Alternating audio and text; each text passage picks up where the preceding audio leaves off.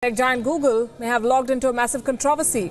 An accountability watchdog has accused it of using its deep pockets to influence research to further its interests. Google has not only trashed that report but pointed fingers at the source of funding of its accusers. Here's more. According to US-based Campaign for Accountability, Google is using its immense wealth and power to influence policymakers at every level. Over the last decade, Google has financed hundreds of research papers. The academic researchers allegedly funded by Google appear to support the company's business interests and defends it against regulatory challenges such as antitrust and anti-piracy. Campaign for Accountability has so far identified 329 research papers published between 2005 and 2017 on public policy that Google had funded. These studies and research have been authored by academics and economists from some of the world's leading institutions, including Oxford, Edinburgh, Stanford, Harvard, MIT, and the Berlin School of Economics. According to the report filed by CFA, in more than half the cases, the academics who did the study were directly funded by Google, and in the rest, they were funded indirectly by groups or institutions supported by Google. The CFA has asked Google-funded academics to disclose their source of funding to ensure their work can be evaluated in context. Bureau Report, WION. And joining us this evening is Aviroop Bose, a former expert consultant with the Competition Commission of India. Aviroop, thanks very much for joining us here on Gravitas. My first question to you, how much water does Google's argument hold?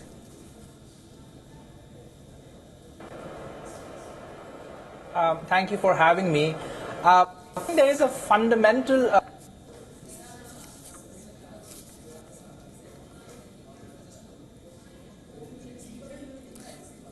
We'll try to reconnect with him. In the meantime, let's tell you what this academics report, CFA, actually says. It says that Google spends millions to influence scholars.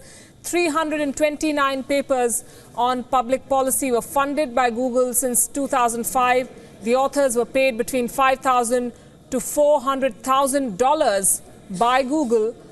The largest number of studies were published in the year 2012. 50 studies on antitrust issues were funded between 2011 and 2013. And this is what Google has said in response to these charges. It says that the report is highly misleading. It says it is proud of the strong relations it has with academics. Policy fellowship programs have been clearly listed according to Google. It has been criticized by many scholars on various topics, it says, so there is no question of scholars only speaking in favor of Google and its policies. And Google also then goes on to say that it is proud of its programs and their integrity. Aviroop, I'm told, is back with us. Aviroop, the question I asked you was, it's ironic that we're struggling with technology on a subject that deals essentially with technology, but this is not the first time that a corporate giant has been accused of trying to influence policy and opinion by paying researchers. It has been done with much more devastating effects in the past, especially for food and pharmaceuticals. Take a look at some of the past cases. Mars Inc., that is the maker of Skittles and M&Ms, broke ranks with other food companies and denounced an industry-funded paper that says that global recommendations on limiting sugar are based on weak evidence. This paper then drew criticism because it was paid for by a group whose members include Coca-Cola, Hershey's, Red Bull, and Oreo cookie maker Mondelez.